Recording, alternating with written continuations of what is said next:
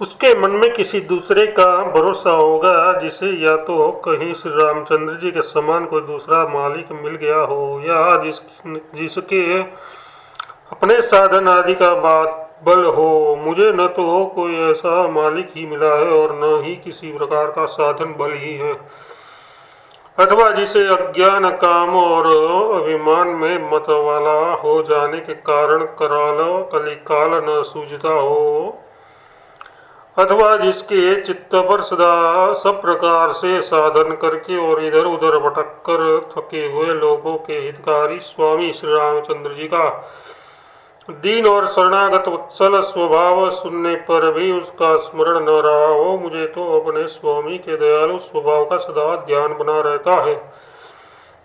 मैं तो अपने शुद्र पुरुषार्थ को भी भली भांति जानता हूँ, एवं मैंने श्री रघुनाथ जी के अतिरिक्त और किसी स्वामी की ऐसी कीर्ति भी नहीं सुनी जो इस तरह महापापी शरणागतों को अपना लेता हो। पत्थर की हल्या, भील, पक्षी, जटायु, मृग मतलब मारीच और राक्षस विभीषण इन सबों में किसके कर्म शुभ थे, किंतु भगवान ने इस सब का उद्धार कर दिया। मेरे लिए तो एक राम नाम ही कल्प वृक्ष हो गया है, और वह कृपालु श्री रामचंद्र जी की कृपा से हुआ है। इसमें भी मेरा कोई पुरुषार्थ नहीं है। अब तुलसी इस अनुग्रह के कारण ऐसा सुखी और निश्चिंत है जैसे कोई बालक अपने माता पिता के राज्य में होता है। जिसे दूसरे का भरोसा हो सो करे। मेरे लिए तो इस कलियुग में एक राम नाम ही कल्प वृक्ष है, जिसमें कल्याण रूपी फल फला है। भाव यह है कि राम नाम से ही मुझे तो ये भगवत प्रेम प्राप्त हुआ है। यद्यपि कर्म, उपासना और ज्ञान, ये वैदिक सिद्धांत सभी सब प्रकार से सच्चे हैं, किंतु मुझे तो सावन के अंधे की भांति जहाँ देवता देखता हूँ वहाँ हरा ही हरा रंग दिखता है।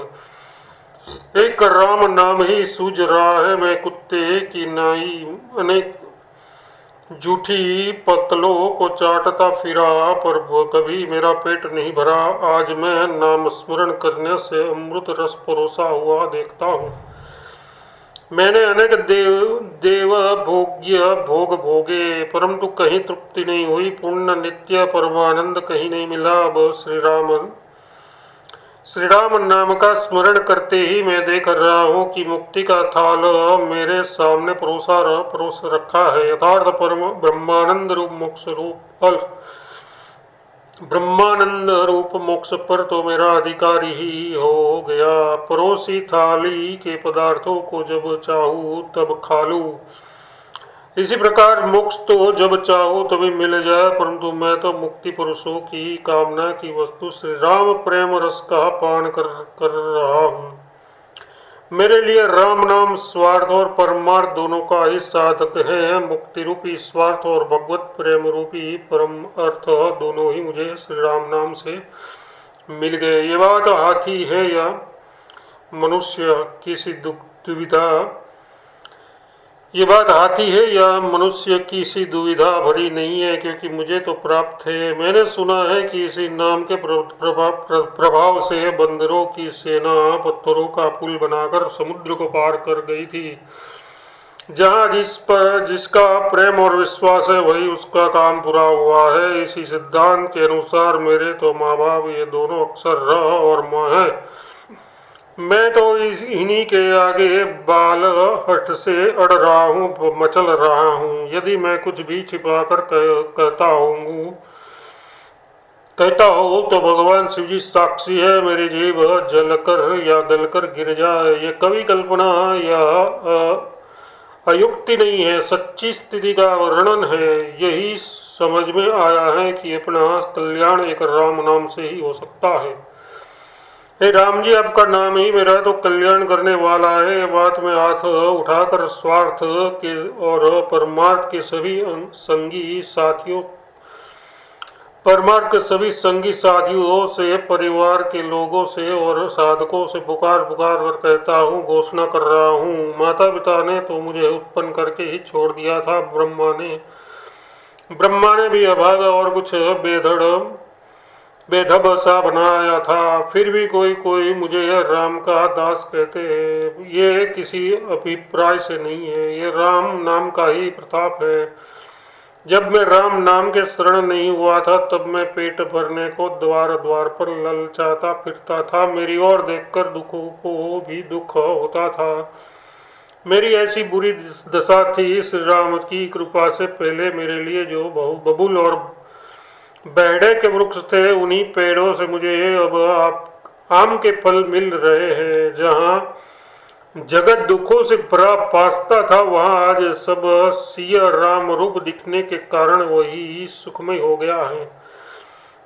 संत जन तो शास्त्रों को सुनकर और उनके अनुसार मनन कर अनेक साधनों से अपना लोक और परलोक बना लेते हैं, परंतु तुलसी के तो एक राम नाम का ही अवलंबन है। जैसे गांठ तो एक ही होती है, लपेटे चाहे जितने ही हो, इसी प्रकार साधन चाहे जितने हो, सबका आधार तो एक राम नाम का ही है।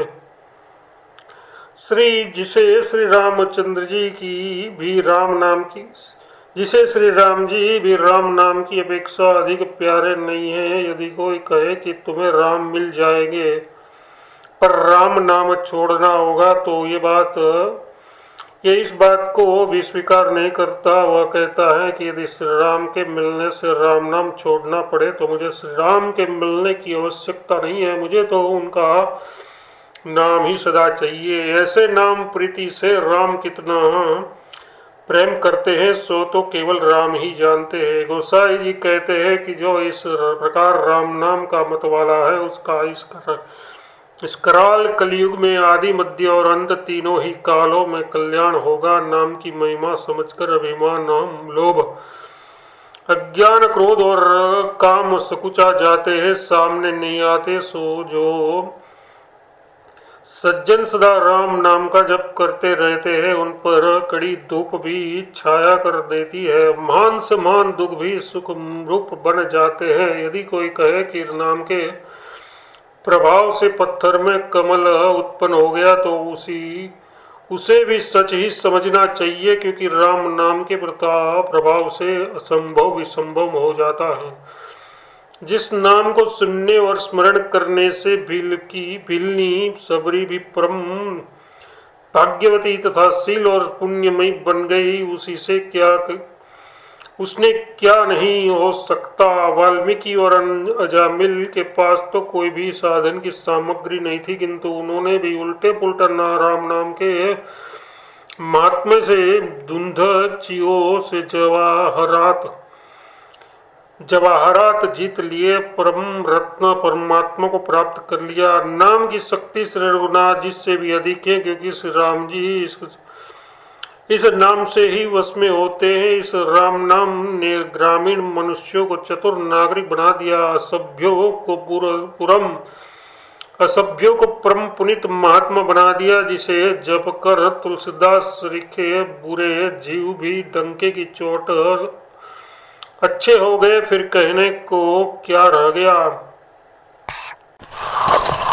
यदि मैं कहूँ कि मैं राम जी को छोड़कर किसी दूसरे का हूँ, तो मेरी यह जीभ गल जाए। हे श्री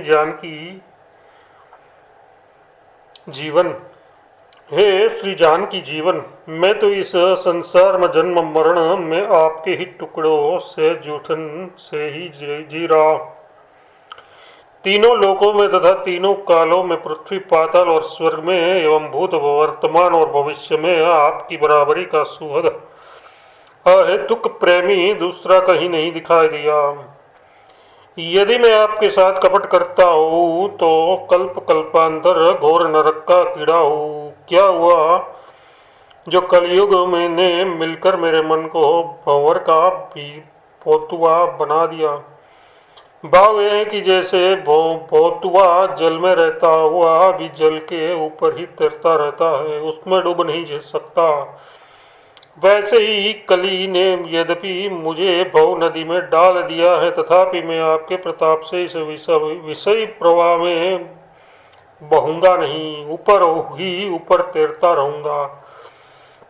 विषयों का मुझ पर कोई असर नहीं होगा। तुलसीदास इसी भरोसे पर सदा शांत रहता है कि वह बड़े ठोर ठिकाने का है। श्री रामचंद्र जी के दरबार का गुलाम है, कलयुग सरीखे दुच्चे उसका क्या कर सकते हैं। बिना ही कारण हित करने वाला श्री रामचंद्र जी को छोड़कर दूसरा कौन है। गरीबों को निहालक कर देने का विरध किसका है कि जिसकी कृपा में भ्रुकुटी और भक्तता का करते हैं। छोटे या बड़े जो भी ब्रह्मा के रचे हुए हैं वे सभी अपना स्वार्थ सिद्ध करना चाहते हैं। बिना स्वार्थ के कोई किसी का हित नहीं करता। भला भील बंदर और रीछ आदि का पालन पोषण करना श्री रामचंद्र जी के सिवा दूसरे किस कृपालु स्वामी को शोभा देता है। ऐसा किसका नाम है जिसे आलस्य या क्रोध के साथ भी लेने पर पाप और अवगुण दूर हो जाते हैं। श्री राम नाम ही ऐसा है जिसने मूर्खतावश सदा अपने स्वामी से द्रोह किया है। उस तुलसी सरीखे नीच सेवक को भी अपना लिया, इससे अधिक अकारण हित करना और क्या होगा। हे नाथ मेरे दूसरा कौन है।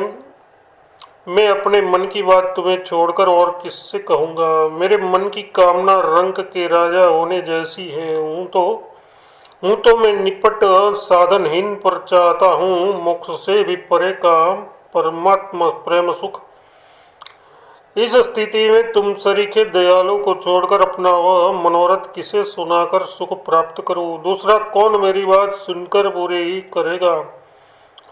यम यातना यथार्थ नारकीय क्लेश एवं अनेक योनियों में दारुण दुख सहे हैं और सहूंगा।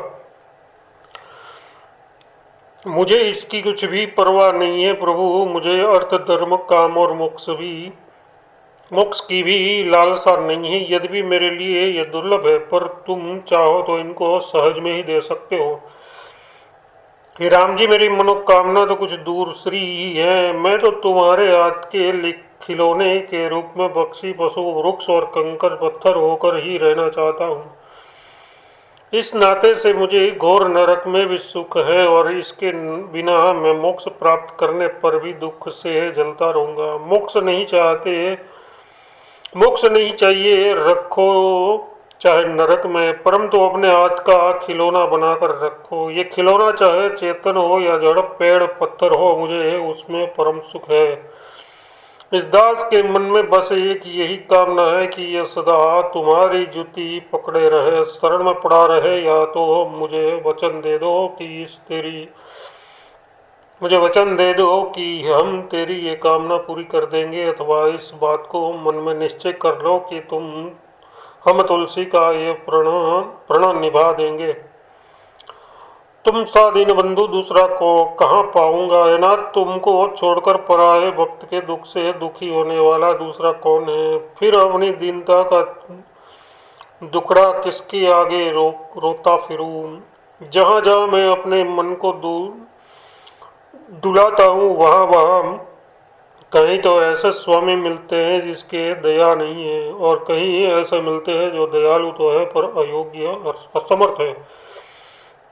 ये सुन समझकर चुप ही रह जाता हूँ, क्योंकि ऐसों के सामने कुछ कहकर अपना भरम ही क्यों खोऊं। भेद भी खुल जाएगा और कुछ होगा भी नहीं। कर्म तो ऐसे नीच किया करता हूँ कि गाय के खुर में डूब जाऊं, चुल्लू भर पानी में डूब मरूं, पर बातें बनाकर समुद्र की था ले रहा हूँ। कोरी कथनी ही कथनी है, करनी वृत्ति भर भी नहीं है। मेरा मन बड़ा ही लालची है और काम का गुलाम है, परंतु मुझसे तुम्हारा दास बनना फिरता हूँ। मुख से तुम्हारा दास बनता फिरता हूँ। हे प्रभु आप तुलसी के मन की तो सभी बुरी भली बातें जानते हैं, तो भी मैं अपनी कुछ बातें बतलाना चाहता हूँ। अब तो कुछ ऐसा उपाय कीजिए जिससे कपट छोड़कर शुद्ध हृदय से आपके द्वार पर पड़ा केवल आपके गुण ही गाया करूँ।